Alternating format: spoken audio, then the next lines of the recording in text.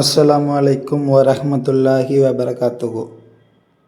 நாம் இன்று எடுத்துக்கொண்ட தலைப்பு என்னவென்றால் கஞ்சத்தனம்.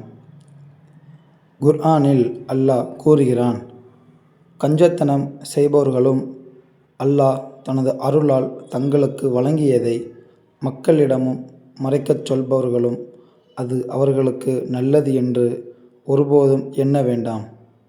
மாறாக அது அவர்களுக்கு தீமையாகும்.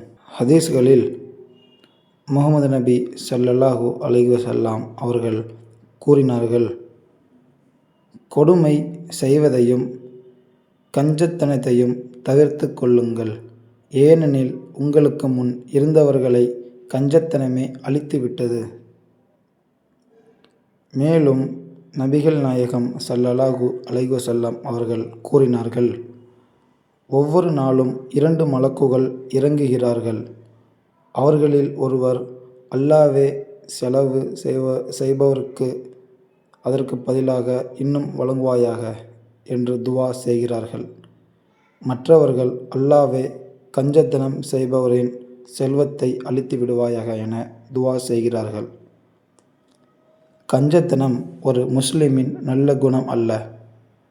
அல்லாஹ் கொடுத்த செல்வத்தில் இருந்து ஏழைகளுக்கும் உறவினர்களுக்கும் தேவையுள்ளவர்களுக்கும் உதவ வேண்டும்.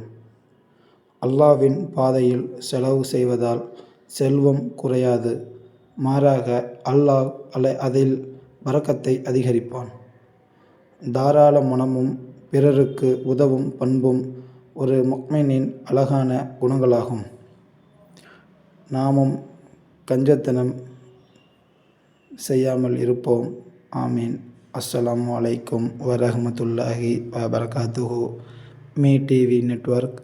சப்ஸ்கிரைப், லைக், கமெண்ட் செய்யுங்கள்.